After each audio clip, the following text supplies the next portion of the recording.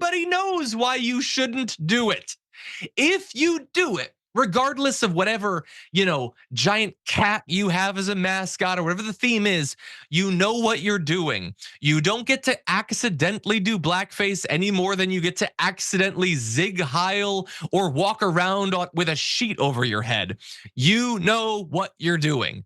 And maybe these particular gentlemen can still learn something at this point. I don't know them. I'm not even that particularly concerned about them.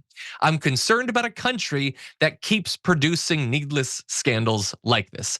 Stop doing blackface, you idiots. And again, they're not the only idiots. We're all idiots. Anyway, that's unfortunately all the time we have for the first hour of the show. You can hear me, right? Okay, I didn't press it again. It's the end of the show. Thank you everyone for being here. There is still more talk to come. If you're a tier 3 member on YouTube of the channel, you can hang out with us in our tier 3 member hangout, which is gonna be happening in about 35 minutes. I hope to see many of you there. Also, go and vote for our garbage person of the week. Brett's going to be joining me tomorrow. We're going to be throwing away some garbage. I'm going to be trying really hard to find someone worse than Megyn Kelly. Wish me luck. For now, though, stay safe out there. Stay sane out there. We'll see you soon.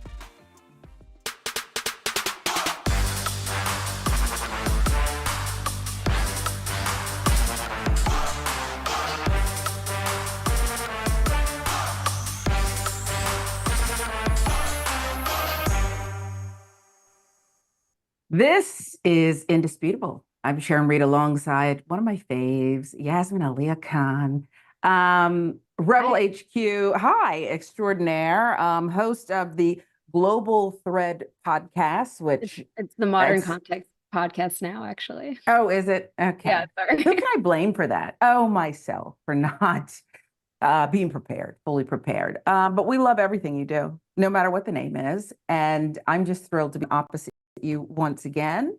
We're And happy to be here. yeah, and I love the background. I know I shouldn't start off soft like that, but I think it's lovely. It just fits Thank you. you. Yeah, hopefully this is my last week in my kitchen and I'll be in my new office next week. So the next time you see me, hopefully it'll be a different background, but say goodbye to my kitchen. Well, we love your kitchen. And I hope your office is coming along well.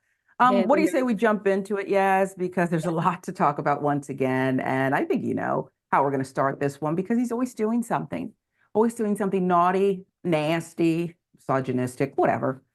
Donald Trump reposts sexually crass comments about the Democratic nominee, Kamala Harris. Well, Trump shared some shockingly gross post online about Kamala Harris, Hillary Clinton. Well, look at this.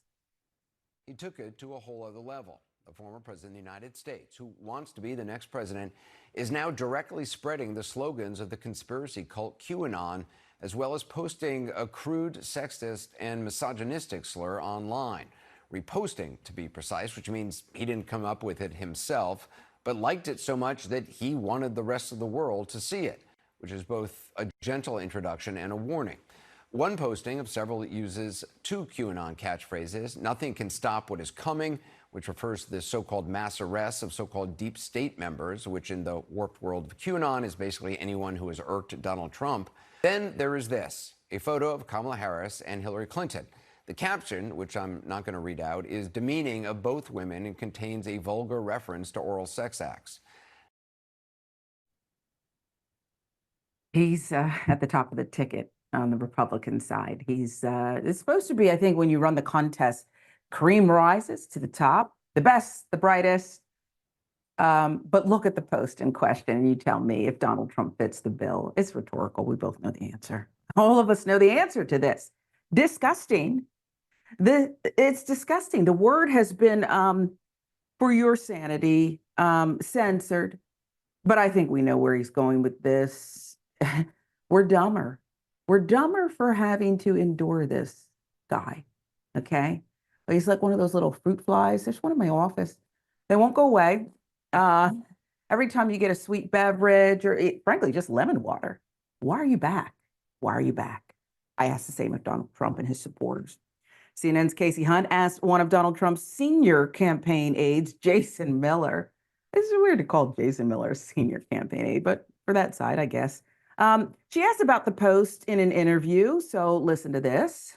Mr. Trump, he posted a pretty crude, reposted a pretty crude image or comment, I should say, about Kamala Harris, the sitting vice president. It also mentioned Hillary Clinton, who, of course, Mr. Trump ran against in 2016. What would you say to the vice president of the United States about the comment that he reposted? Well, I saw the social media post. I've not discussed that with the president. I don't know if the president even saw the comment that was on there or simply the picture. But I would say with regard to Kamala Harris, the attacks that have been levied by Kamala Harris's, both the campaign, by Harris allies against President Trump, not just recently, but over the past year and a half, 2 years, ever since he came down the escalator, quite frankly, in the case of many left of center people, have been quite horrific. All of this, though, Casey, is a distraction for the real issues that are going on right now. What was reposted? I mean, I mean, 100 times worse, Casey, 100 times worse. So he's lying. Jason Miller, the senior campaign aide, is lying, and he's not answering the question while he's doing it. She asked Casey Hunt of CNN, what would you say to the candidate who reposted this misogynistic, disgusting display? And he didn't want to answer the question. I wouldn't either, okay? I might just get on there and say, I need the paycheck, so just ask him. I'll get him on a party line for you. You can ask him directly. I don't know. If you're going to come on, answer the question. Oh, he did. He probably didn't even see it. He saw it. That's why he reposted it. Duh. He's not the only one making crude remarks. Another usual suspect, radio host Eric Erickson. Okay, let's listen to this one. If Kamala Harris could get in office and ensure she'd never leave again, she'd do it. Kamala Harris has done nothing but climb the ladder of power since the moment she got up off her knees in front of Willie Brown, to put it bluntly to you. Takes one to know one. I don't know why you're doing this. Oh, I do, because you don't have substantive things to, how do substantive things to talk about? You don't have worthy things to discuss, so you're in the gutter. You probably like it there, okay? Swimming with the catfish. Yes, I don't even know if I'm making sense. I'm just so sick of the garbage. It's garbage. It's soiled nastiness. And so I need you to kind of frame it and make the argument so that the rest of us can consume it, please. Yeah, I mean, you said it yourself. It makes you feel dumb, right? It's like we got into this line of work to talk about big ideas, and this is what we're talking about instead. You know, all like the misogynistic posts, the QAnon stuff in his post that he's sharing. Is this really Trump's truth? Is this the truth that he was so desperate to get out into the world that he created his entire own social media platform and called it Truth Social? It is a little ironic because Trump himself never really addresses these things that he says and does himself. He's got all kinds of surrogates making the media rounds for him. You've got people like Jason Miller, Stephen Miller, Alina Habba, Corey Lewandowski now, and even his own VP pick, J.D. Vance, who have all been given the unenviable task of speaking on behalf of Trump, of explaining his words and actions and what he really meant to the American people. And Trump has to use surrogates for this because, first of all, he can't be trusted to say the right thing the first time, but then he can't be trusted to explain himself when he's asked about it later. He can't even be trusted to stay focused long enough on a single issue to address the thing that he's supposed to be addressing. At a rally when he was supposed to be talking about economic policy, he couldn't stop talking about Kamala Harris and her cover on Time magazine. But this is all just your run-of-the-mill misogyny, and it was honestly to be expected. As Anderson Cooper, he pointed out later in that interview, these are two of the most accomplished women in American political history, but plenty of men are out there ready to say that they haven't done enough to deserve things like the presidency or any kind of prestige in American politics. I've seen it amongst people I know personally, people who I already believe to be misogynist. And yet you look at Trump. He doesn't have a history of much of anything good. He's a businessman who doesn't pay his workers or contractors. He's more known for scamming people than for building businesses that benefit the American people. He's never struggled with anything but his own ego in his life.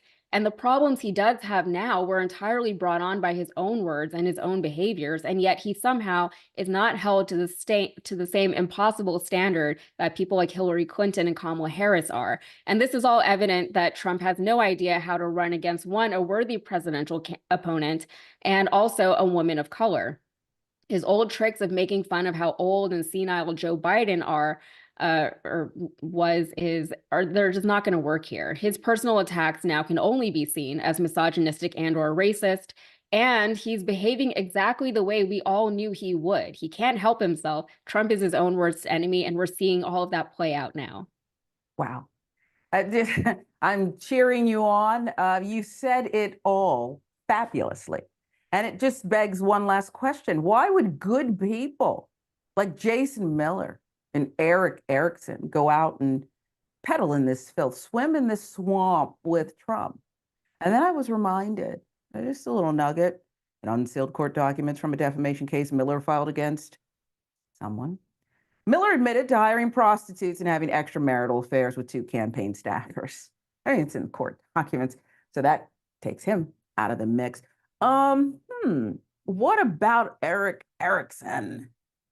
Oh, yeah, I had forgotten he spread that false story by Red State, claiming that 17-year-old Parkland, Florida school shooting survivor and activist now, David Hodge, wasn't really there.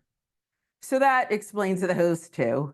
Okay, I could go on and on. There's others, but those are the ones we mentioned in the story. Yes, at this point, it's sick. It's disgusting, but it's as if every time J.D. Vance, Eric Erickson, Jason Miller, and Donald Trump open their mouths. It should come with like a laugh track, a Hollywood laugh track. Yeah, that would be Unserious. more appropriate, because that's really what it feels like. I remember when he was first running for president, there were all these clips coming out with the music, the theme song from Curb Your Enthusiasm behind Trump. And that's even more funny now that RFK Jr. has endorsed Trump and his wife was on Curb Your Enthusiasm. So it's Wow. weird how all these things come full circle. I don't know what that has to do with anything, but it's Neither does amusing he. for me. Yeah. He doesn't know either. This is, they're living in some fake reality, or as Yeah. Kellyanne Conway, what is it? This alternative facts. An alternate reality with alternate Alternate. facts. Right. That's right. I had to tell one of my Republican friends off this morning about this alternate. I said, listen, I have things to do and I will not exist in this altered state with you. Now go away. Okay. Yeah. And he laughed and he said, I'll call you another day. I said, that's fine, but don't bring this alternative reality with you. You've had quite a day. I've had quite a day, and thank you. Okay, so you're going to have to do the heavy lifting here because they exhaust me. And I would say and submit to you, Yaz, that the only thing worse than a nasty, misogynistic, vile, disgusting, potty mouth man in MAGA world is perhaps a woman. Makes me sad to say. There she is. There she is. There she is. Whatever. Megyn Kelly disparages CNN anchor Kaitlan Collins in a rant. She's good at those rants in a nasty, mean way. Megyn Kelly with some words, I guess we should call it, for CNN's Kaitlan Collins. Listen. The media, of course, has been disgusting. No one's surprised, but it is kind of fun when it gets called out. And yesterday, last week, there was a viral clip of Kaitlan Collins, who CNN is trying to make into a star. I'm sorry, but she's only a star with leftists. And the fact that she has some roots in Alabama does not make her a fair and balanced reporter.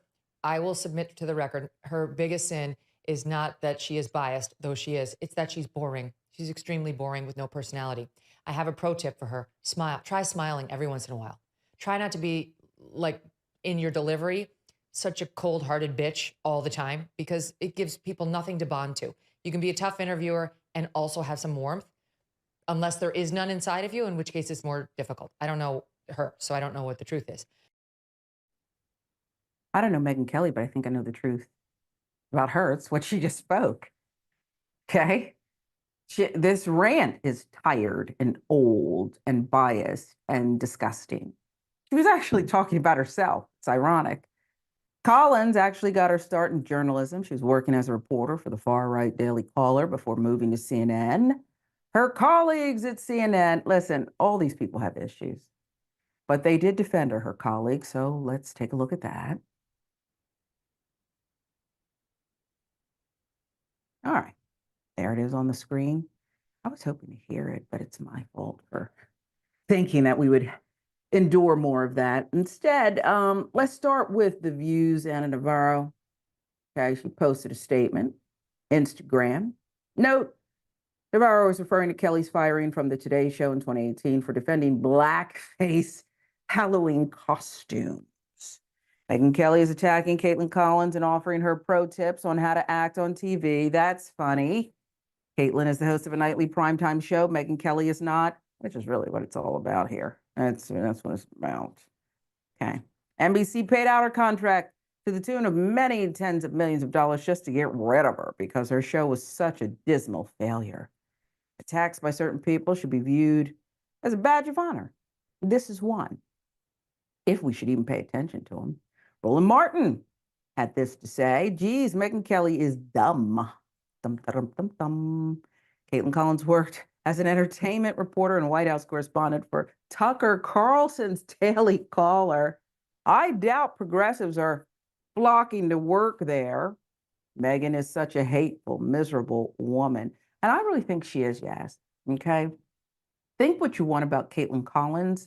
And I might think a couple of things, but it's just not relevant here. What's relevant is Megyn Kelly is not on her perch at Fox News in the evening or on a third hour of Today where Tamron Hall was booted for that, the blackface touting queen. And she's angry. She's bitter and she's angry. And we haven't heard her say anything joyful you can correct me as if I'm wrong, since those times, since she was booted out by this liberal Upper East Side circle in New York that she desperately wanted to be part of. She wanted to be at those cocktail parties.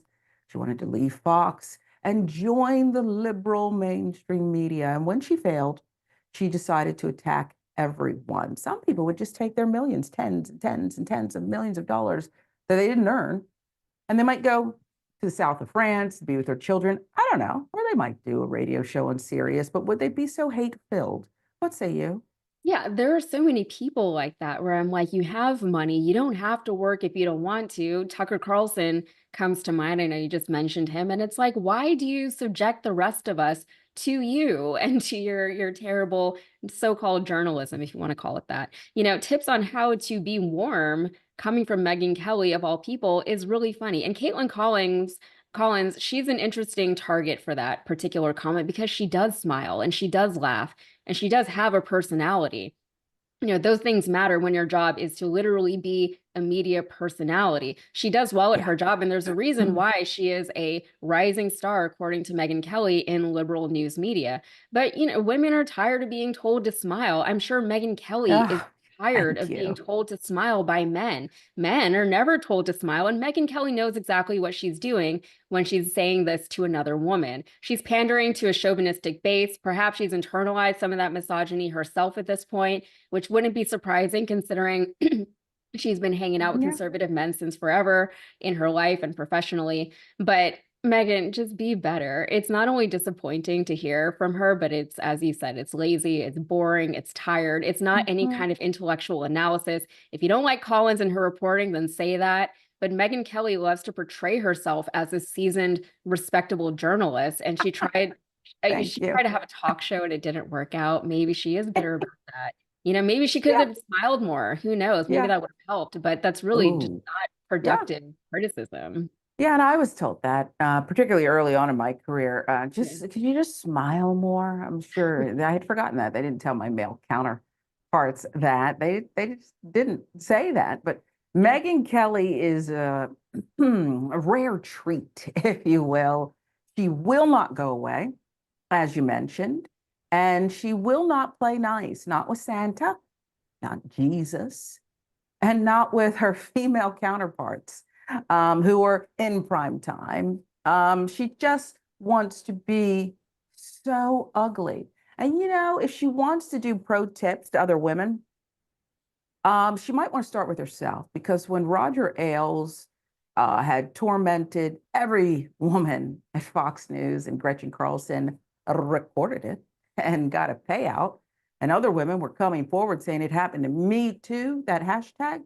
As I recall, Megyn Kelly sat on the sidelines because she was weighing what it would do to her own career.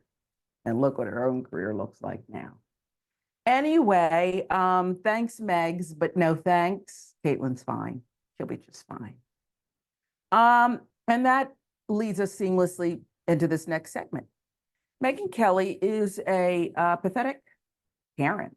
In fact, if you look up Karen in the dictionary, there she would be, Megyn Kelly, okay? She'd probably proudly display a poster. She is the poster child for Karens everywhere. It's just, is Karen based on her? Should we start calling them Megans? But we'll stick with Karen for now. And they come, as you know, in all sizes, shapes, genders. And so let's get to this one. I wish a Karen would. You want to call the police on them for having a barbecue on a Sunday. I feel free! Back off! I'm going to tell them there's an African-American man threatening my life. Is there a problem? You go back to India. You Hindu? All you Hindus, camel rider. You camel rider. Go back to Hindi. White power.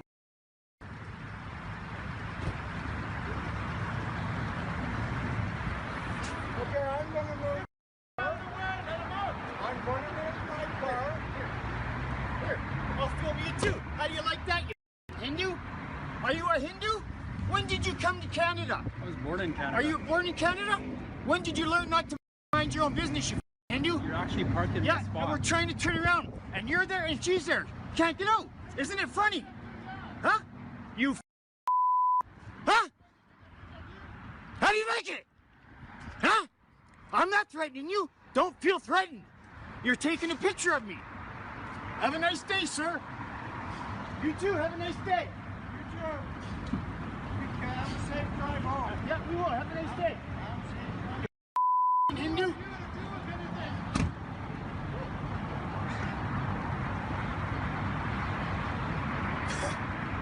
Don't worry.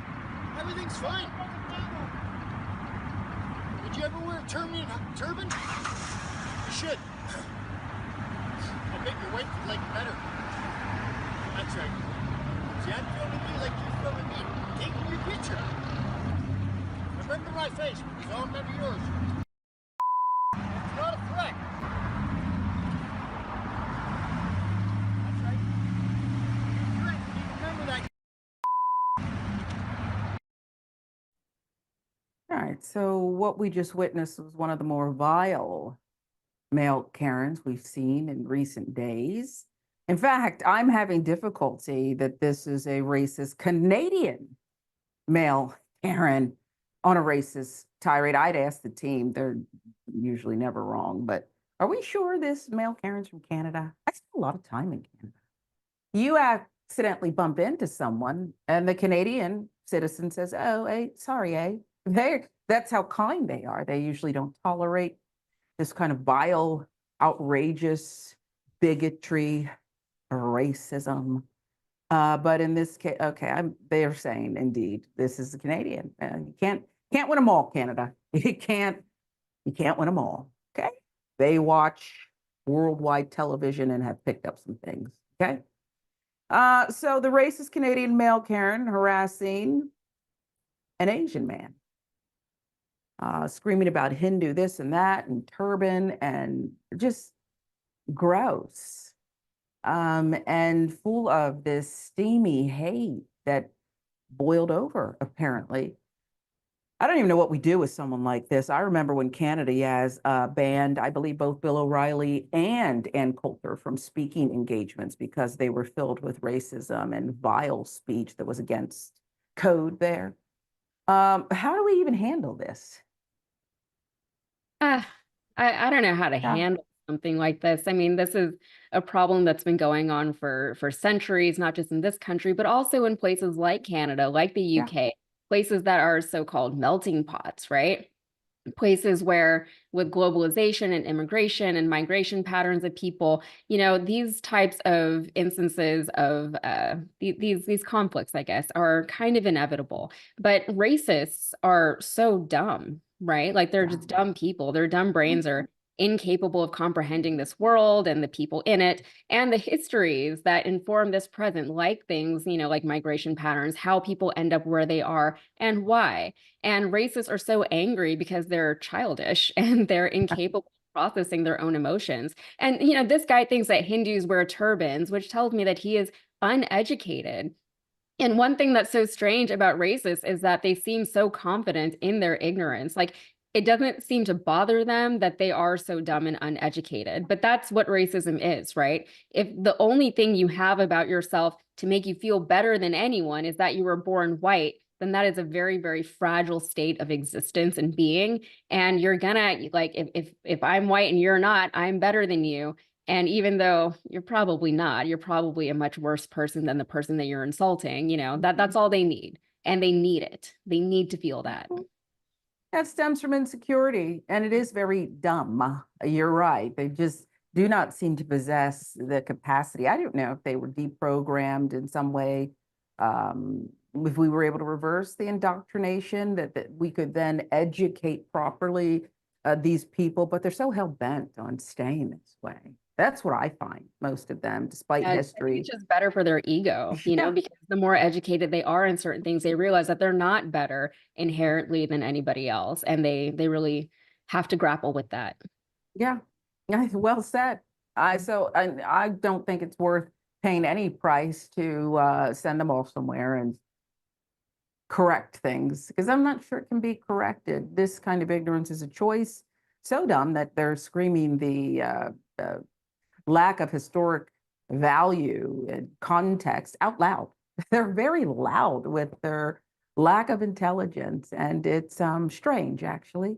I do think they should be studied by scientists, PhDs, people who are equipped for this kind of thing. I've said it before. It should become a routine college course, and it should have levels, and we should have PhDs in Karanicity and the study of these people. They've existed forever, but we need to really target and raise money for the research, perhaps develop medications so that if it can't be cured, it can be managed so the rest of us can have some peace. I actually believe that. Yeah. So there. Okay. What causes this? Is it in utero? Is it something in childhood? When does it start? And how do we get it under control? Yeah. Just my 2 cents. Yeah. I look forward to reading those. What do you call it? The dissertations, the reporting on this kind of thing. I think it'll make us all better. This is indisputable. Dr. Richie has the day off. Yasmin Aliya Khan is here. I'm Sharon Reed. We're in for Doc today. Much more indisputable when we come right back.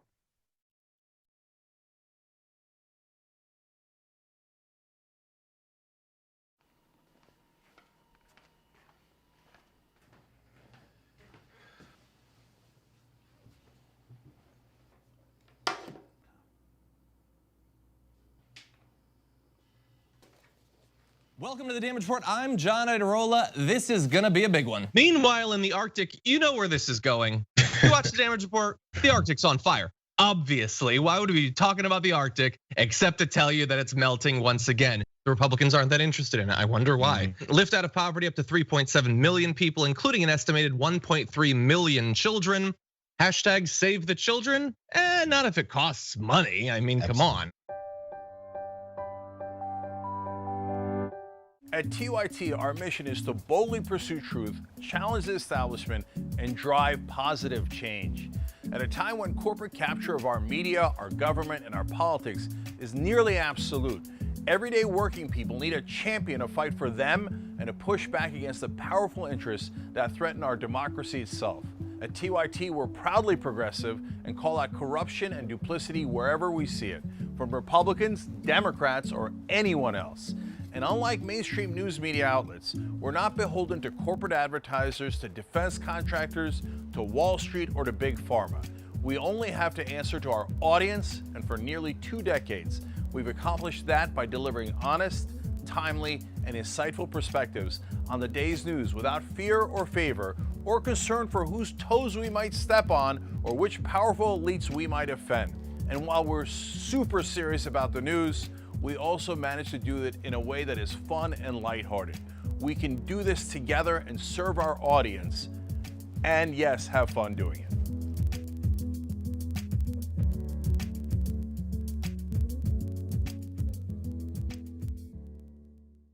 Indisputable is still the fastest growing news show in America compared to CNN, Fox News, and 30 other networks. We tell the truth on Indisputable because the truth is indisputable. We go places that other news media outlets refuse to go. When there were human rights abuses happening at the Victorville prison, guards and members of the community contacted us. You, through your investigative reporting, unearthed very troubling allegations about specific forms of abuse and discrimination in the federal prison system. It really doesn't take much to be a trusted voice. All it takes is to be fearless, report on matters, be an advocate. I called it the bullpen intentionally because it's a place of preparation. We present individuals who may have an opposing view, so we debate. Sometimes we interview individuals because their stories deserve to be heard. A survivor of significant police misconduct and his attorney. We covered this story earlier and to remind you of the horror of one man being shot at damn near 100 times by the police. We take time on this show to showcase the temper tantrums of Karens in the wild. We do this not because we want to see people's emotional outbursts in public, but because these incidents are emblematic of a bigger societal issue taking place across the nation, and it has to be checked. My friend, my big homie, attorney at law, Benjamin Crump. I just want to thank you, man. Educated, articulate brothers like yourself speak truth to power. It makes a great difference. and changing the landscape in America. So Listen, no matter what you do, don't allow the politics of ideology to evaporate the soul that still exists inside of you. They don't stop, I don't stop. Racism won't stop, I won't stop. Systemic bias won't stop, I won't stop. People still need health care, so I won't stop. People still need criminal justice systems reform, so I won't stop. You won't stop either.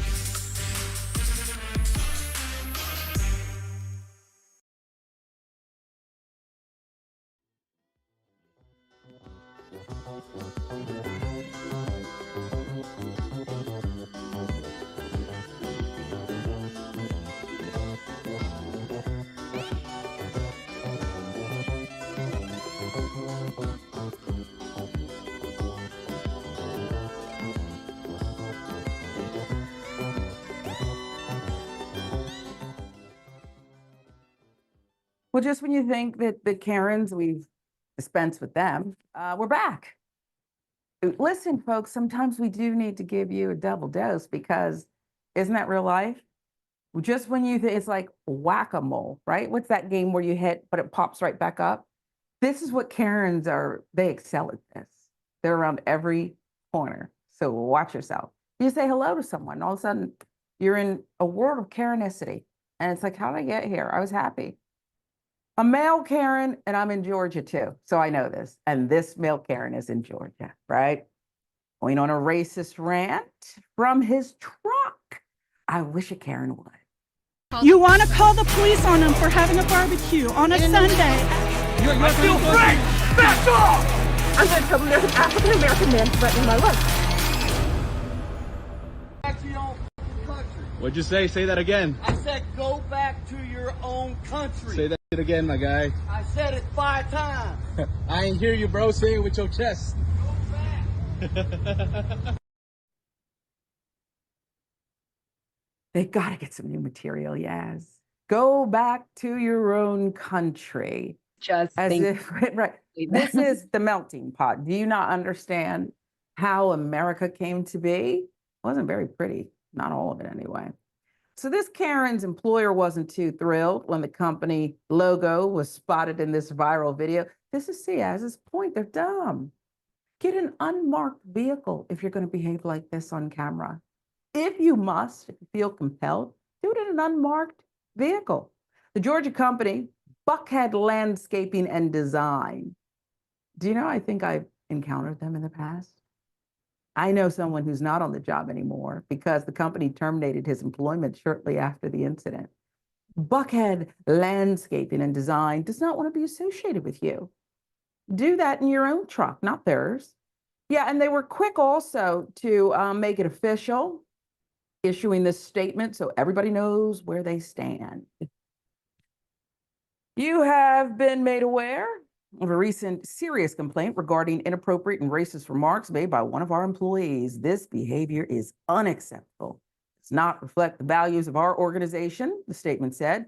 Upon learning of the incident, we immediately investigated the allegations, and the employee involved is no longer employed by our organization. His remarks are not shared or condoned by Buckhead Landscape and Design. Atlanta Black Star bringing us that statement. In my view, as the company did the right thing. I don't know how much time, there was between the report of the incident and the action taken, but we've seen this before. We've seen where companies don't act, but we've seen before where companies do. And yet it doesn't seem to be a warning to these Karens. They just have this blockage that everything will continue and be just fine, no matter their behavior, yes? Yeah, they can't help themselves. Karens are everywhere. They come in all shapes and sizes and colors and backgrounds. Bigotry is everywhere. I don't know why you would choose to live in Atlanta if you're so racist, but whatever. And yeah, I was thinking exactly what you said earlier. They've got to get some new material. They just know how to parrot the same lines that they've been yelling for decades. And then these same people have the audacity to call other people sheep. Like, give me a break. And this guy is particularly dumb because who is racist from a work truck? Come on. From their work truck, okay? In Atlanta. How did that go over my head? How did that escape me? But that's a great observation. Well, next time you don't want landscaping, not who not that's to hire, right. right? Baby, you don't want to do this around here. Now you can go a few miles out, Metro Atlanta, and then maybe you'd be okay. You might be There you go. welcome. Yeah, the Okay, suburbs don't. welcome That's you. right. It's more rural areas will welcome you. Don't Like go for a in jog. Buckhead, come on, Nah, get out of it's not here. going to go over there. Some of the Real Housewives are there. At Yeah. least they rent there, maybe, but they're there. And this is not what we're doing, so to speak. So this one, another Karen bites the dust. They've learned they'll pop up again, and we'll be there. Okay, this audience has a keen eye. So then there's this one, the author of White Fragility, accused of plagiarizing. Persons of color, professors. What's this about? I'll tell you, author Robin DiAngelo's 2018 book, White Fragility, Why It's So Hard for White People to Talk About Racism, was an immediate bestseller. She may have missed a few of the lessons in her book. She didn't really profit from people of color, did she? According to a recent complaint that goes something like this, filed with the University of Washington, DiAngelo plagiarized minorities in her 2004 doctorate thesis. According to the Washington Free Beacon, DiAngelo's 2004 dissertation entitled Whiteness in Racial Dialogue, a Discourse Analysis, allegedly contains 2 paragraphs that were stolen from Asian American professor Thomas Nakayama and his co-author, Robert Krizek. Candace Duffy, our friend there from The Root with the reporting. Nakayama and Krizek in DiAngelo's her book were not properly credited. DiAngelo was also accused of plagiarizing another Asian American professor, Stacy Lee. Here they are, side by side. So let's take a look and see how serious is this. Well, let's see. Goldberg, 1993, argues that the question surrounding racial discourse should focus not so much on how true stereotypes are, but now the truth claims they are a part of the larger worldview. Part of the larger worldview. True stereotypes are. Yep. You can see the side by side. Excellent work, team. It appears that this is at its best an oversight, a mistake, and not properly crediting, and at its worst, more dishonesty. Ironically, DiAngelo's website contains an accountability statement in which she insists that the work of people of color must always be cited if they have informed your thinking. I agree. Since her best-selling book's release, she has enjoyed a career as a diversity consultant who encourages white people to confront their inherent racial biases. Because that's the work she's in. It's the line of work she's in. Yes, I hate to believe that people who embark on this kind of important, structured work and do a deep dive, particularly when they're talking about themselves too. I don't want to believe that they are fraudulent, fake, or just in it for the money. And I'm not sure I believe that about her, but it's been called out. How should we react? How serious, I guess it's an unfair question, is it, do you think? I think plagiarism itself is very serious, but this whole author and the book, there has been controversy surrounding this book since it became a New York Times bestseller. And with things like this, when a white woman has enriched herself now off of issues pertaining to the Black community or any minority community or disenfranchised group, you have to wonder whether or not they're authentic in their desire to raise awareness on certain topics, or if they are attempting to deliberately capitalize on something that doesn't concern them, or even worse, if they're attempting to capitalize on someone else's work. And let's be real, sometimes a message is better received by certain groups when that message is delivered by someone who looks and sounds like them. That's understandable. I think you can say that about any group, not just white people. A message, however, about white fragility does tend to be better received by white people when it comes from one of their own. If it came from me or you, for instance, it would just sound like we're lecturing them and that we don't really understand where they're coming from. But this author and this book, as I said, has been surrounded by controversy, especially because it came about in the aftermath of the George Floyd protests and things like that. And people were concerned that, this woman is talking about issues pertaining to the Black and minority communities. Is she the right person to be doing this? I thought there were some good points in the book. I didn't read the book, but from what I did see of it, she did make some good points. But as far as plagiarism goes, I think plagiarism is very, very tricky and very, very serious, right? I think that it should be handled delicately because it is so serious. And what you see in issues like this one is, people obviously want to be credited for the work that they have done, for the careers that they have built. And it's difficult to see someone who has, seemingly plagiarized your work and they are getting all the acclaim, they're getting all of the job opportunities, they're getting all the money based on work that you did. Plagiarism is very easy to avoid, right? I sometimes mistakes happen, sometimes things are overlooked, but overall, just credit the people appropriately. There are ways to cite things. Every English student knows how to cite things properly, how to cite the sources, and just do that much. All of these people want is credit, and they want recognition for the work that they have done, and they don't want somebody else taking their work and claiming that it's theirs.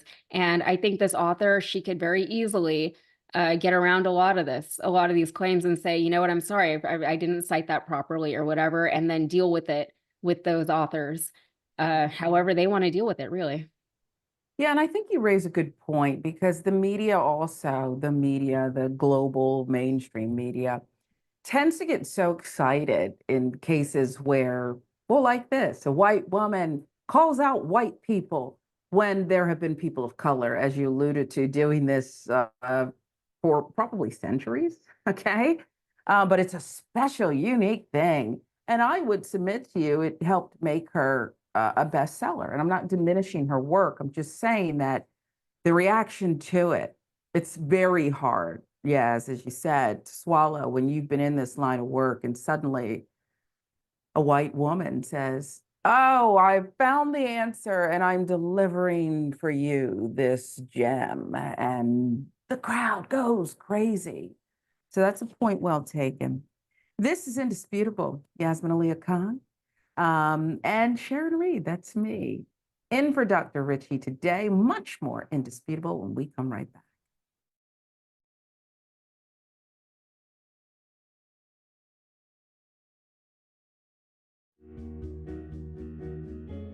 Our audience has given us everything, so we couldn't be more connected. When we first started, people would start giving us directions and say, okay, the mics are too large, move them. Turn them into lav mics. I mean, they were incredible. And then one guy walked in and gave us a really expensive switcher and said, you guys need this, and walked out. Okay, it's amazing. They helped us build a studio. They did a $2 million funding campaign for us. And so they really are us. We do this show together to the point where some of our hosts are even former listeners. So when we say that the audience is part of TYT, we really mean it. I think what the audience also appreciates is especially if they're members, they really get an inside look into who we are, our personal lives, what drives and motivates us. It goes beyond just storytelling. I think that what we do is allow our viewers and our listeners into our daily lives, and we give them kind of like this inside look into everything that we're passionate about and why it is that we're doing what we're doing, right? Like the motivation behind what we're doing, I think, is important for our audience to know, and we're not shy about sharing that with them. And it's different from what people typically see in legacy media outlets, where everything is kind of dry and robotic and there's really no personality or authenticity that comes along with it. Oftentimes when we're doing the show, I don't really think of it as me telling them stories. I think of it as us having a mutual respect and conversation with one another. And as I said earlier, I mean, not only do I feel that through the work I do, I'm informing our audience, but they inform me oftentimes as well. You know, they'll pitch stories to us. They'll tell us, you know, a certain perspective or angle to a story that we might have missed. And I love it. How in the world are you going to get the right to vote if you don't already have the right to vote? That's impossible. Reason they tell you things are impossible is because they don't want you to try. It only took 7 years for that to get an amendment to get a right to vote. Does this result in millions upon millions of Americans losing their coverage? And we've been waiting to find out, and now we know, yes, it will cut millions. Public education was supposed to be the way to equalize everyone regardless of their socioeconomic status. But if you come from a family that's poor, how are you going to afford grade school for your kids? This fight is about fairness and morality. It's about the American values. You think that black people all across the country, in every city, were all lying when they said the police abuse us and the police kill us when they should? No, of course they weren't lying. Yes, it does happen. Yes, they do get targeted more. Why are we going to put immigrants in prison for 5 years, which American taxpayers have to pay for, if we're so concerned with immigrants using up our so-called resources? We're going to do both. We're going to fight Trump and we're going to fight the establishment. It is not that hard. Yes, you can do both at the same time. Go tell them.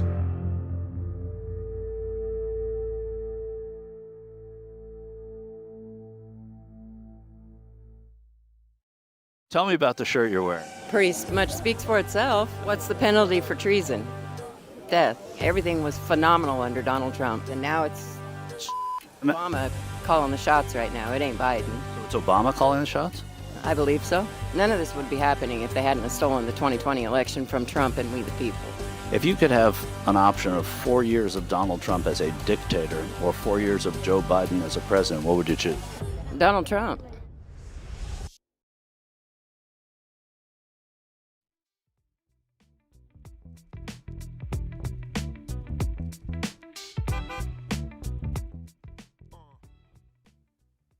Welcome back to Indisputable. Dr. Richie has the day off, and a little bit of housekeeping for you, because we want you to make the choice, really. That's what it's all about.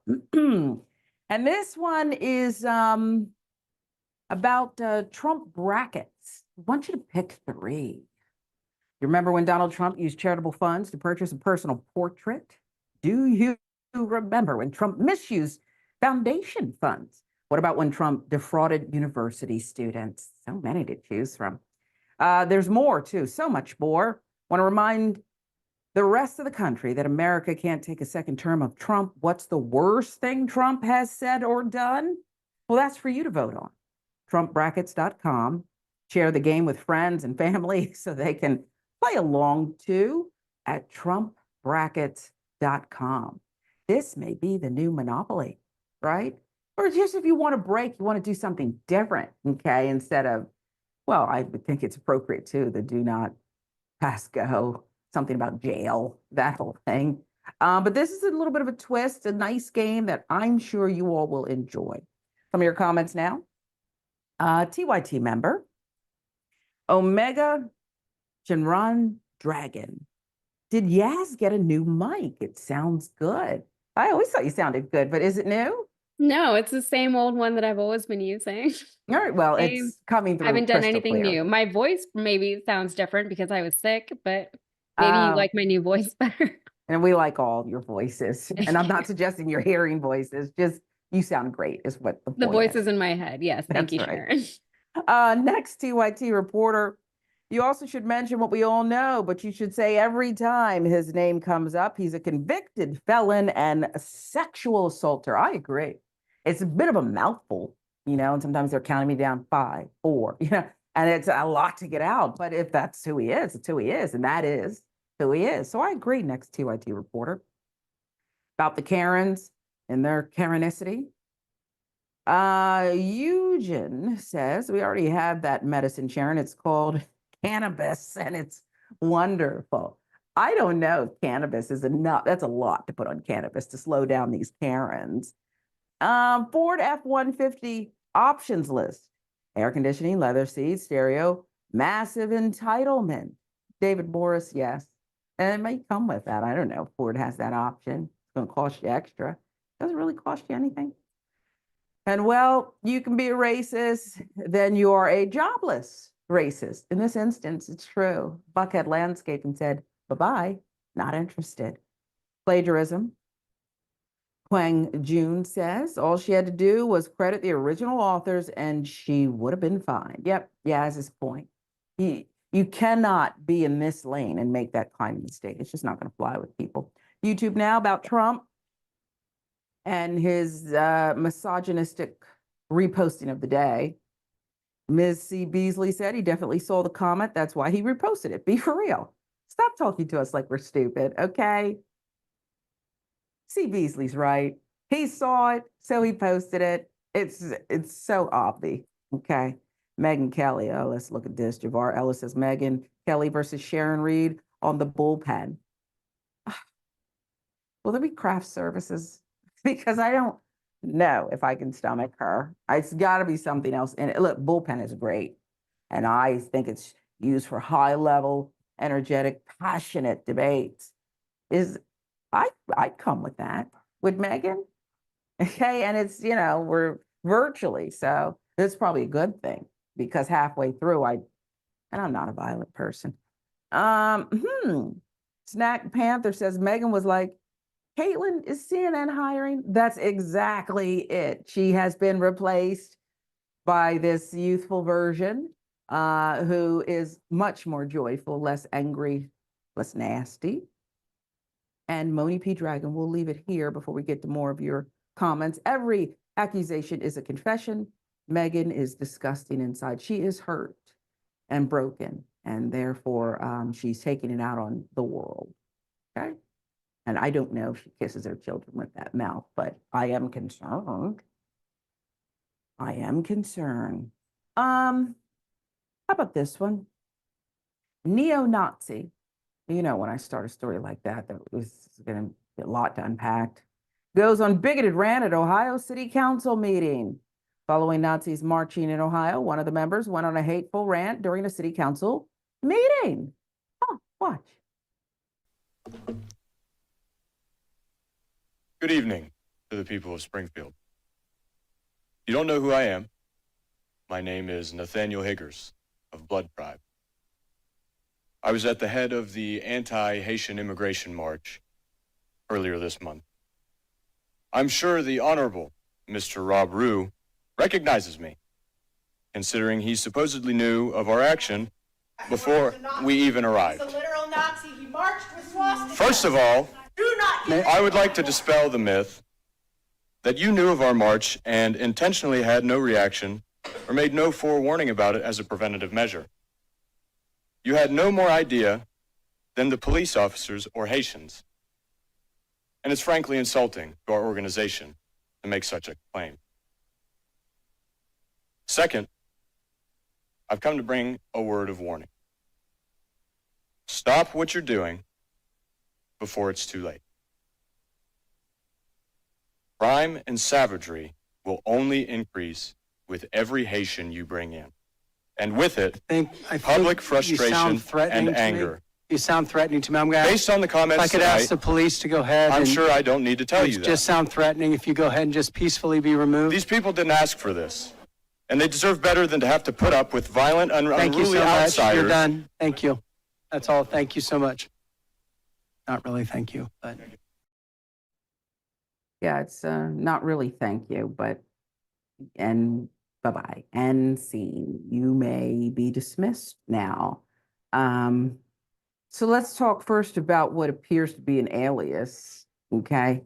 Nathaniel Higgers, likely a fake alias using wordplay, hate, N-word. I think you see where he's going here, okay? It's all cute to Nazis. This meeting comes the heels of Nazis marching in Springfield, Ohio, nearly a week after people were seen carrying a hate symbol through downtown Springfield. Concern is growing, prompting the city and its residents to call for unity in the face of hate. Springfield residents, city leaders said they saw a group of masked protesters walking downtown with guns and Nazi flags Sunday. The city was quick to denounce the act, referring to the protesters as a hate group. WDTN News with the details. Now, members of the community are concerned about the group's presence, especially with Springfield's growing population of immigrants. They worry the demonstration creates an uneasy feeling for those looking to call Springfield home, despite the rise in hate language. Immigrants are still adamant about making Springfield their home. We're not leaving our county to disturb people in Springfield, said Lindsay Amy. We're just looking for an opportunity. So it's just a basic thing. looking for a little opportunity here. We believe in free speech, as I'm sure you agree.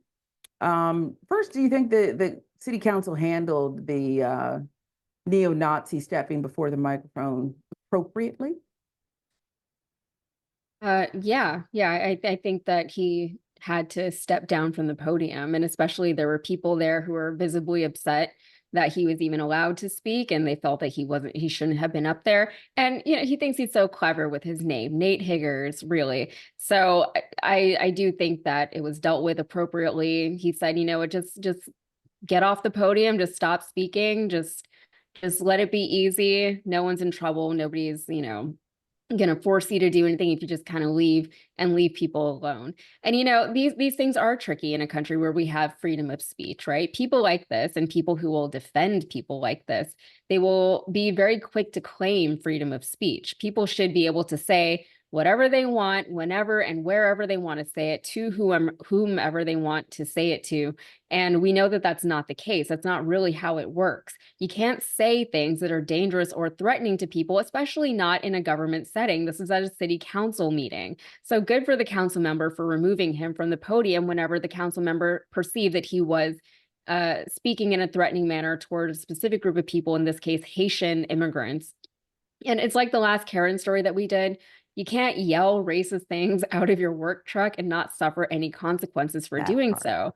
And the people who advocate for unfiltered speech, which is not the same as freedom of speech, they always seem to miss that point. It's like the people who rail against cancel culture without really understanding what it fundamentally is. Freedom of speech means that you won't get arrested for saying certain things in certain settings. It's not without its stipulations. And also, while you may not be arrested for saying certain things, it doesn't mean that people will like you for saying them. It doesn't mean that people will want to hear you speak. It doesn't mean that people will want to continue to support you and your business endeavors. But being unliked is not the same thing as being persecuted. And people who want to oppress others, this is a very common pattern that we see all the time. Those people who want to oppress others, they're often the first ones to claim that they are the ones being persecuted.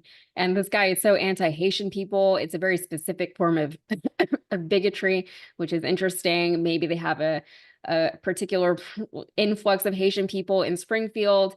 The Haitian people, I feel like they have a lot to feel sympathy and empathy for, though. Yeah. I just, I do think you make an important point about free speech, because these kinds of people try to exploit free speech and our love and desire to keep it in place by doing things like this, when their real aim is just to hurt, harass, and intimidate. They really want to hurt, harass, and intimidate people. So I think it's a point well taken. And I'm just what it is today. I just find, I don't wish, but I say, I just kind of put it out there. Don't take it literally, but I wish they would come up with better material. It's getting so tired. Don't you think it's getting so tired? Yes, I'll give you the last word. Yeah, it really is. And we've seen it with all of these racist stories that we happen to cover on today's show. Such a fun show, by the way. Thank you, Sharon, for having me on. But, whenever it really shows a lack of critical thinking, because any bit of critical thinking would kind of eradicate a lot of these racist behaviors and ideologies. And you mentioned, perhaps you were joking earlier, that we should study these types of people and how they got the way they are. And studies actually are kind of being done specifically with the younger generation, because what they're seeing now with Gen Z is that there is a divide between Gen Z men and women, whereas the women are much more liberal and progressive, and the men are becoming a little bit more conservative, more chauvinistic, and more conservative overall, right? And we have to wonder how and why that's happening. You have to consider several factors. There's what's going on in this country politically, there's what's going on in the world, and the fact that we have social media now. There's a lot of influence coming in from all over the internet, from maybe not reputable influencers, right? I don't know who decides who gets to be an influencer these days, but all the kids are taking in all kinds of ideologies from people who maybe they shouldn't be. And on top of that, the more you're on your phone, the less you are out in the world. And I really believe that one of the big things that's going to combat ideas like racism and just general discrimination against certain groups is exposure to those groups, right? The more you understand people, the more you see them as multifaceted, and the more you see cultures as multifaceted, the less hate you have towards them and the less fear you have towards them. And I really feel that racism and any kind of bigotry like that is really rooted in fear. You're afraid that these people are going to supplant you, whether that's economically or just culturally, and the whole, what is it, the great replacement theory. It's all of it rooted in fear. And why are we afraid of each other? If you just talk to your neighbor, you wouldn't be afraid of your neighbor anymore. Or maybe you would. I don't know who your neighbors are. Well, I think my neighbors are okay over here. I had one neighbor who was, woo, I'll save that story for another day. I have a Haitian neighbor. Yeah. He's great. I like him. Yeah. So. And I think try to get along with your neighbors. That's how I was always taught. You don't, But you are so right about what young men, young adolescents, perhaps male, are consuming. I know some who just love Elon Musk and refuse to see any of the downside of the things that he's preaching. So there's that. This is indisputable. Yasmin Aliya Khan, Sharon Reed, in for Dr. Richie today. Stay with us.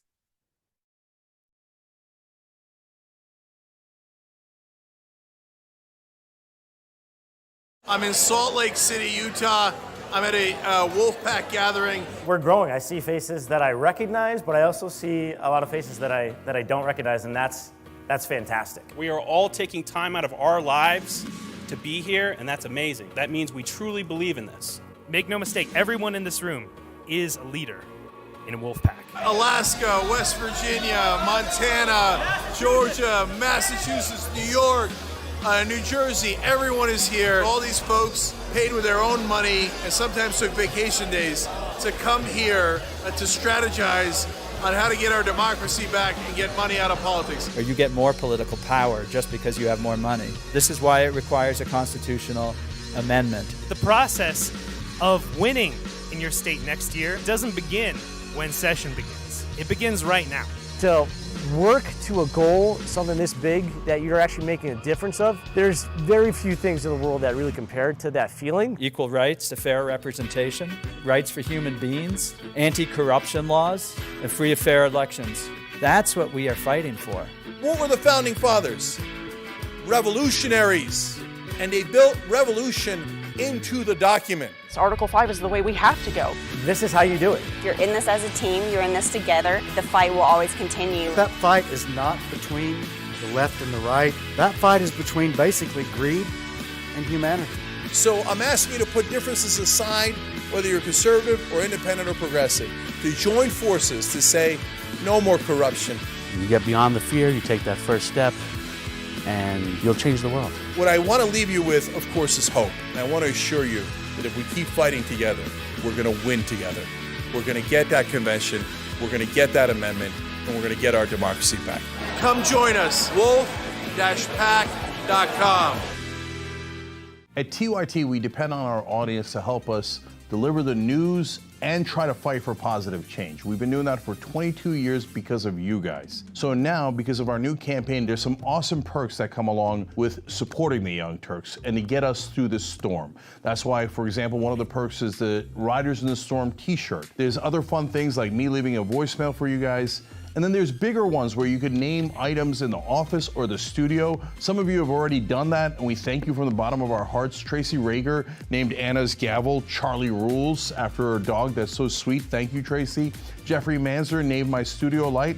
I look so pretty now because of Jeffrey, but that's what I love. That's how connected we are to our audience. That's why we're one of the few digital media companies that have survived so far. So if you want to help, go to tyt.com/perks. And you really are part of our team when you come and help, because we can't do this without you guys. But with you guys, we are too strong.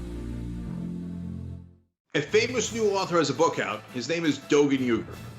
That's my dad. Okay, the name of the book is called The Original Young Turk, and it's his life story. I read it, trust me, you're gonna love it. He has such a straightforward way of telling stories that you're gonna be amused by it. It's like, well, then I met JFK, then I was at the White House, then I started a business, then I became Businessman of the Year. It's amazing. You're gonna love the stories, and it's part of what made me progressive. Check it out at shoptyt.com. I really love what y'all do on the Young Turks, man, and it's just It's a very refreshing, voice.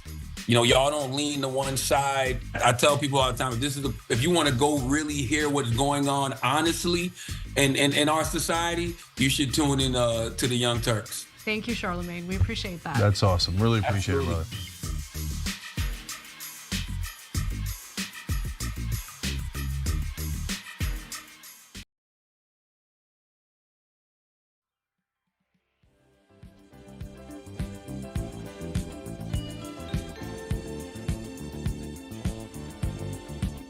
Welcome back to Indisputable with Dr. Rashad Ritchie. Doc has the day off. He's earned that. I want to tell you about this. Shop TYT, Build the Walls.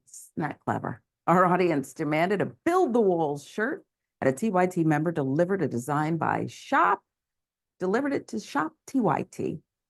Michael Knapp designed our new Build the Walls shirt to celebrate Tim Walz' selection as Kamala Harris's running mate. And check that out at shoptyt.com.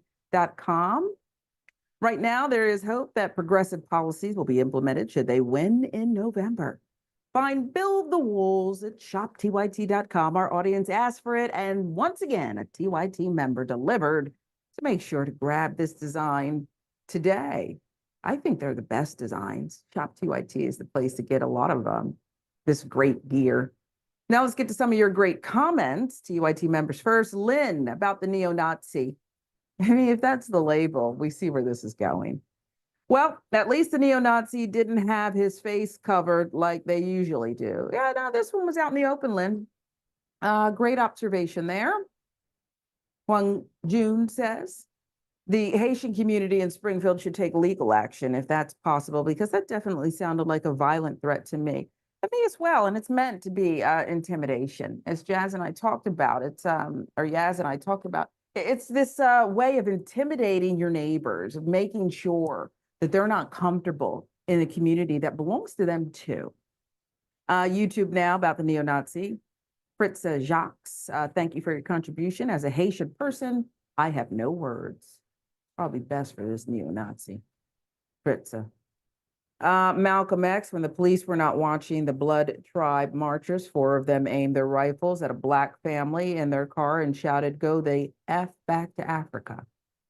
Hey, every day we're seeing it happen. Still, people, for some reason, don't want to coexist peacefully. Insecurity. This has been brewing online for a little while. People have been reacting. Cam Newton, the one-time football star, from Atlanta, Metro Atlanta. Cam Newton, he's upset, he's sore. He didn't like what some people had to say about this after being called out during that viral wedlock video. Is Cam Newton perhaps being a little sensitive? After a clip, him interviewing Dr. Bryant went viral. Give you the recap first. Here's Cam talking about his desire to have more children. Watch. A lot of people see my situation and not think that I'm not high functioning. What situation? Okay, so I'm not married. I have beautiful children. How many? 8. By how many women? 3. And this is the kicker. I want more. By multiple women? What's the intent? I just want God about to your bring wife? them. I just want God to bring them. Oh, okay. My desire to get married is lower than my fear of divorce. So, as you had said, Dr. Bryant, you said it, I didn't say it, I will agree. I'm just taking my time. He's so pleased with himself. He's taking his time.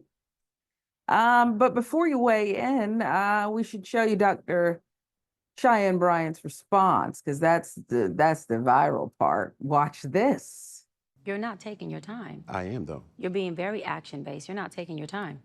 I'm taking my time. You're being very action-based. You have 8 kids with 3 different women. Yes. You are creating, procreating, and multiplying. That is not taking your time. You're being very selectively active, okay? So you're creating, in disclaimer, the kids are innocent, they are beautiful and amazing. Anything I say has nothing to do with them babies. But you are proactively choosing where you want to be active at and where you want to take your time. You want to take your time in having a wife because of your own fears, but you will selfishly create broken families. Every child cannot have Papa in the house with them. So some child, if not all, will end up with some kind of deficit without daddy being there. Those are selfish acts at the expense of your fear. And yeah, that is a low functioning behavior. To say that I'm gonna build these houses and put kids and these beautiful women and kids in them, but I ain't gonna create a home in them. I'm gonna wait till I dissipate my fear to find a wife where I'm still gonna be fearful with, because there's no such thing as not having some type of nerve or some type of feeling behind marrying somebody. And then I'm gonna build a home with her while all these other beautiful babies have houses. That's completely unfair and that's selfish. Compartmentalizing hurts everybody involved. Everybody who's in this box and that box and this box and that box and this box. And then here you go over here trying to figure out what box you're gonna feed or entertain or do. Then you're looking outside to figure out who's your next victim to put in the box. It's unhealthy. I make no judgments. People get married if they want to. It's a choice. I make no judgment about children born out of wedlock. But I can understand what the doctor's saying here. She's saying relationships, marriages are about vulnerability. You never know what's going to happen in the future. You love, you trust, you respect. Can you be vulnerable with this person and placing an aspect of your life in their hands as you form this union and decide to have children as products, perhaps, of it? I get what she's saying, and I'm not, again, make no judgment about it. So how did Cam feel about what she had to say? He spoke freely, and then so did his guest, the doctor, Dr. Bryant. Well, days after Newton was roasted online about the clip, on his YouTube page, a portion of the interview was posted on the account with the title, quote, "You're a 41-year-old relationship coach, but you're still single, question mark." Cam Newton and Dr. Bryant debate. So Cam attacked her. He attacked the good doctor who he invited on his program for rendering her opinion, giving her response. Despite the actions of a few Black celebrities, on average, Black fathers are more involved in their children's lives than others. And look, we don't know how involved he is, but the doctor made a good point. When you have 8 children, 3 different women, presumably different households, and you are, in her view, selfishly making a decision. I think on Thursdays, I think I'm going to watch football. I won't go to any of the houses. On Tuesday, I'm going to go over here and hang with this kid or that kid and their siblings. They can't necessarily hang together. That's the point she's making. Think of everything and not just perhaps yourself. CDC study found that Black fathers who live with their children were more likely than white or Hispanic fathers to bathe, change, or dress their children every day. More likely to eat meals with their children every day, more likely to help their children with their homework every day, negative stereotypes notwithstanding. Landmark CDC National Health Statistics report revealed that when it comes to Black fathers who live with their children, a surprising 70% remain more involved across a range of nurturing and involvement activities. That's compared with their white counterparts, 60%, Hispanic, 45%. Urban News with the details there. For me, this is several issues. I've explained some of them. I'm open to all kinds of relationships and thinking for other people, not myself, but you do you, boo. But I do think we have to consider if the focus is on the well-being of children and making sure they're safe, happy, secure in their emotions as best we can. Can't always do that. You do have to consider access to you and your access to them and their access to each other. But the other issue is, here we are again. You asked the lady to come on and talk about relationships, Cam. Presumably you wanted to do that and you wanted her to speak freely. So why are you attacking her? And it's not just to go viral. He felt it. People came at him. Yes, they did. And I don't really like that part. Why so sensitive, Mr. one-time NFL quarterback? Yeah, I will give him credit for saying out loud that he's afraid of what he's afraid of. But also my initial reaction to seeing the clip was, just grow up. You know, like you're afraid of getting a divorce, just get over it, just commit. And I'm not saying, like you said, that marriage is for everyone. And I fully respect people's right to not get married if they so choose, or to not have children if they so choose. And I'm also not saying that families cannot function outside of the traditional sense, but just because they can function non-traditionally doesn't necessarily mean it's the best option for everyone involved. And by that, I mean specifically for the children. And those stats that you just, or the thing that you just read about how, you know, children benefit from having the father in the house, living with them every day. Like, that's case in point, right?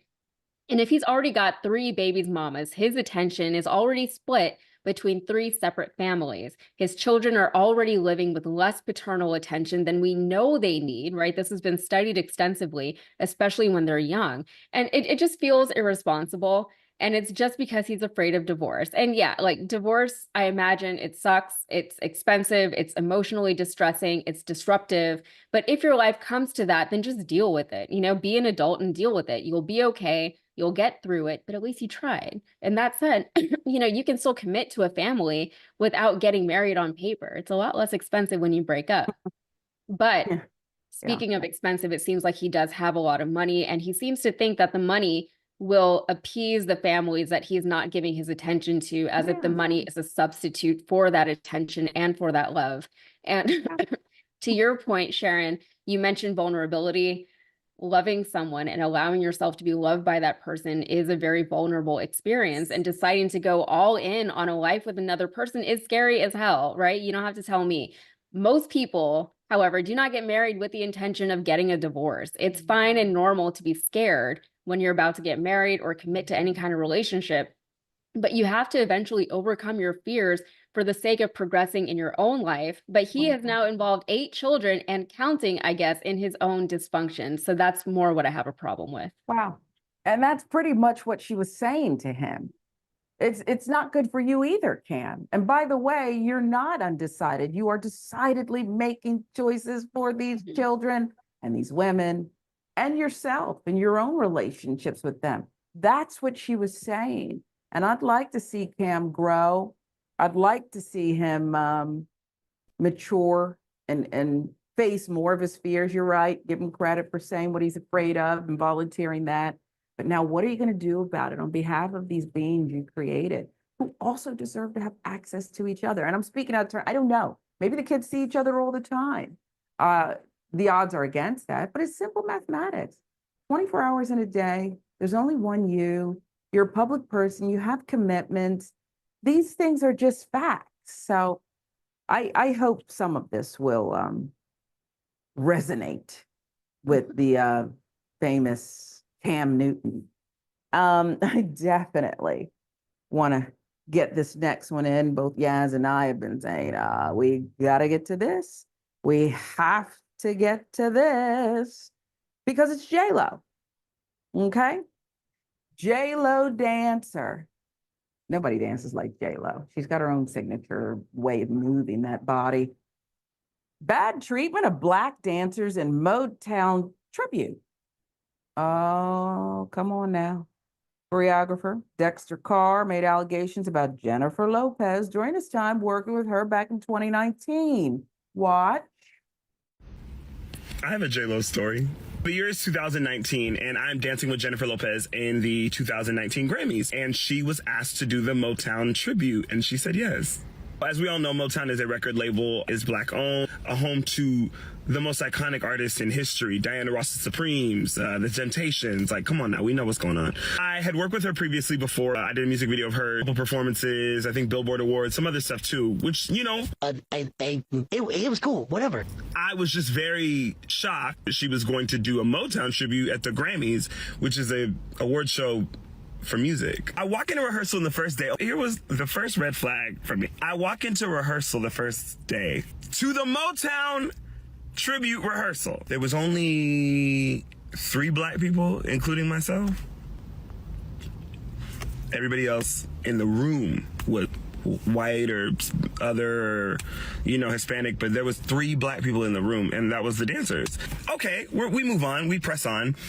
I'm noticing that even when we're doing formations, like we're being placed on stage, I'm talking about us as far as the Black dancers, we're being pushed away from the center, which is where she is. I remember this, like I really remember this moment. It was me and the other Black dancer that were opposites. We were right, it was her in the middle, and then it was us two. She said, they have to move. They have to move. Okay, we move past that. Right, we move past that. We probably now into like the third or fourth day of rehearsal, right? And that article came out saying, you know, why is J-Lo doing the MoTown tribute? Like, I don't know if y'all remember that, but an article came out saying, I think it was like Variety, but something big, a publication came out asking why she's doing it. The team sat us down and they were like, I know you guys are seeing some negative press and blah, blah, blah, blah. Josh, she gonna walk in, talk about... Y'all know what? We're gonna show them why I'm doing it. I remember she like raised her... I was dying. I didn't know what was going on. I was so confused. I was so confused. That might be confusing. J-Lo with a fist in the air. Okay. Nina Simone. So that's Dexter Carr. Let's let him describe what happened next. Press on. That day of rehearsal was like actually easier. So like I was just like chilling. At this point, y'all, I'm here. I'm doing my job. That's what I'm doing. Break for lunch, right? My hair at that time looked like this. So I'm there with the choreographer at lunch. We're all talking. I think Jennifer's there. She's talking to us too, actually kind of being funny or whatever. And literally looks at me dead in my face. She goes, so what are we going to do with your hair? Oh, yeah, girl, I get it. Listen, I get it. Is my hair MoTown? No. Ain't nothing about this performance MoTown. Ain't no Mo, ain't no town in here. Hi, I just want to take a brief intermission from the story to remind everybody that there was a salsa breakdown. But you worried about my braids. Also, I want to be very honest. Like, let's be clear. It was 2019. I was really in my professional dancer bag. I was trying to dance behind artists and do the things. So I'm happy that that happened when it did, because if it was 2024... I went to my friend who's a hairstylist. Shout out to Tiger Bomb. He's the best hairstylist in the world. I love him so much. He basically gave me like a custom like MoTown look because I was so scared. I was like, oh my, I'm gonna get fired. Like, I don't know what to do. So Tiger ends up giving me this look, which I ended up loving. So shout out to Tiger. What really gagged me is I'm over here thinking like everybody's gonna be doing like a MoTown, like a vibe, like, but again, I remember what I said. There's only 3 black people. So I'm trying to think, what's everybody else gonna do? Child, look at what they was doing.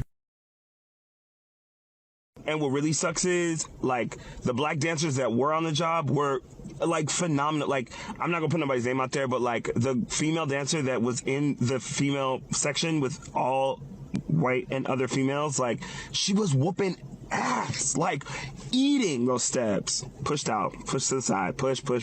Honestly, it was a line. She was all the way at the end. And I remember sitting on the side and being like, but not only, like, forget the fact that she's black, she's eating. And let's not forget the fact that she's black. It's a MoTown tribute! So yeah, child, that's the last time Yenny from the block got any of my time, my energy, and, you know, ham and cheese on a roll with a bag of chips and an orange drink. If you know, you know. I rather enjoyed his way of storytelling. We see you, Dexter Carr, a phenomenal dancer. As of this report, Lopez has not responded to Mr. Carr's allegations. This year has not been great for her, PR-wise. I like his hair now, but his hair is fine the other way, too.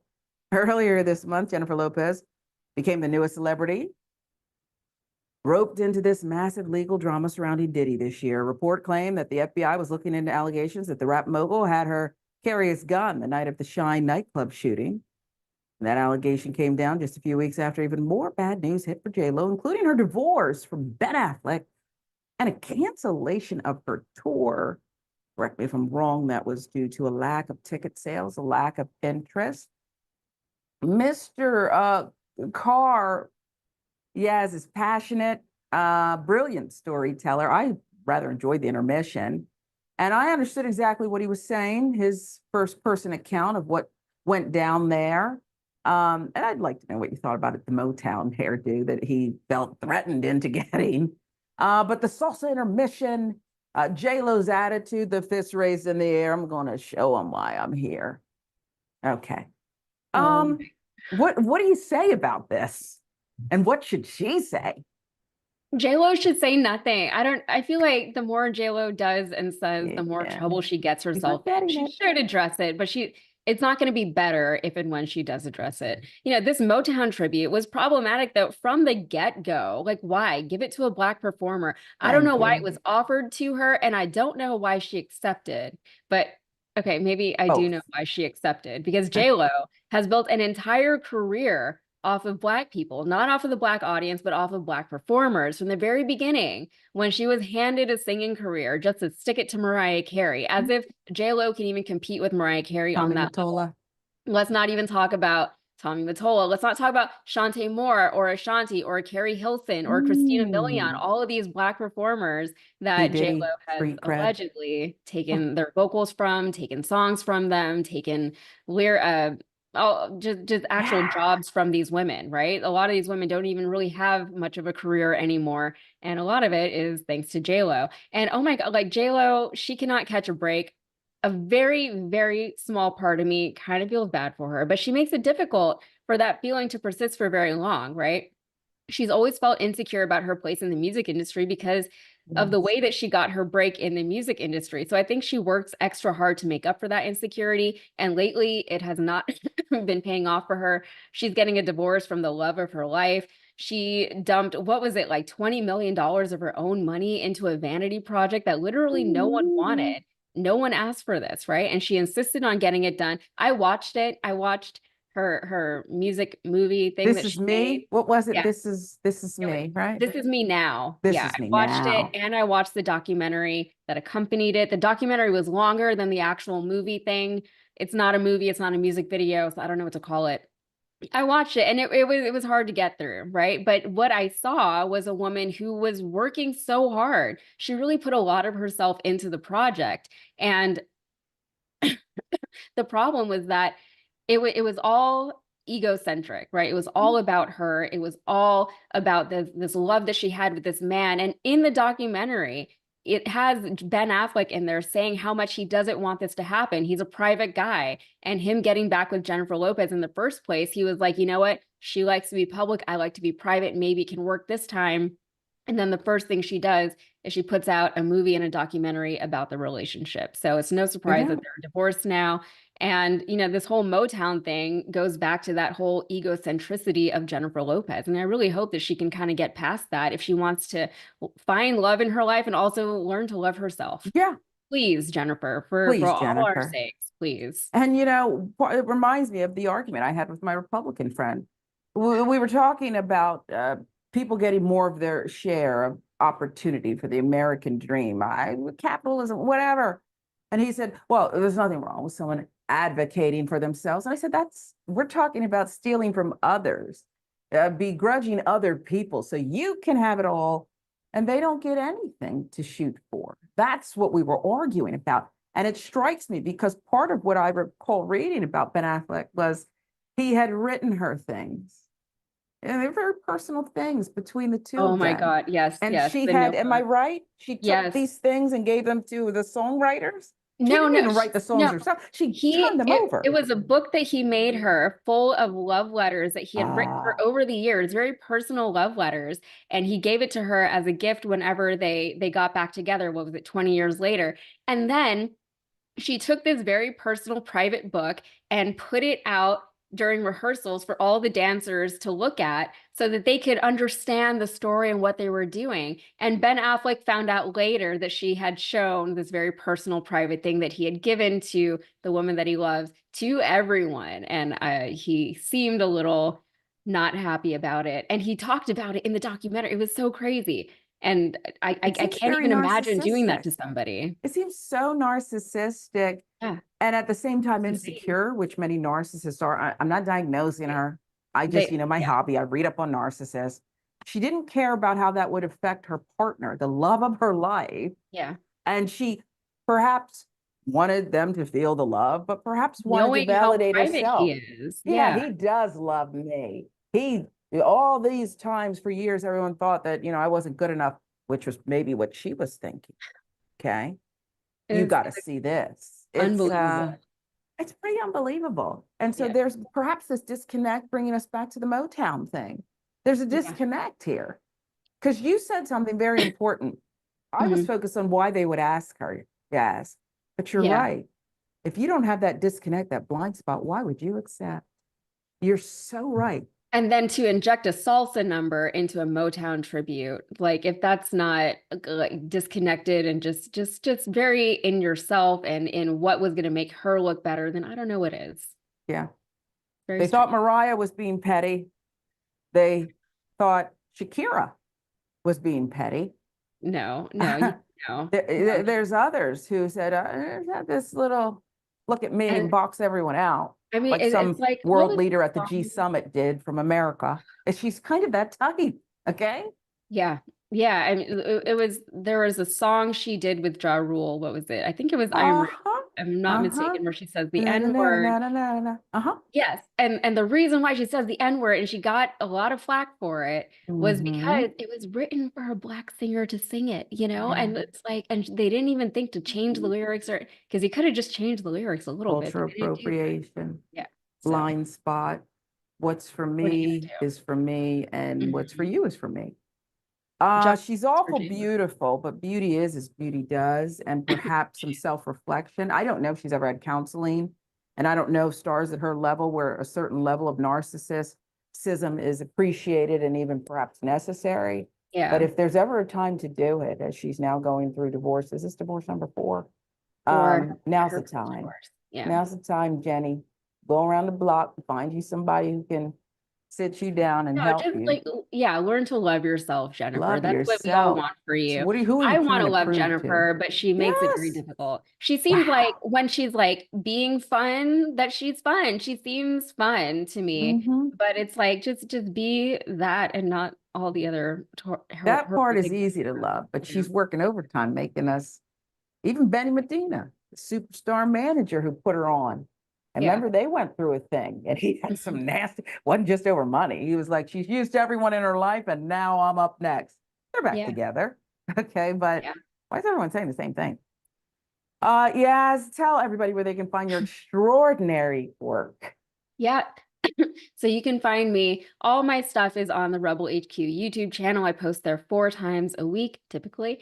And also you can follow me on social media, on Instagram. My handle is at YazK with 5 Z's, YAZZZZZK. That's me. Well, we just love you. And I waited to the end this time to talk about how beautiful you are inside and out. I just think you're so beautiful. And with the flowers behind you, you see, because she gave us all this knowledge. She doesn't have to prove how intelligent she is to me, but it's okay to say how beautiful she is. Thank you. Yes, Sharon. thank you. And thanks, Doc, for letting us sit in today. This is indisputable. We do hope you will join us again.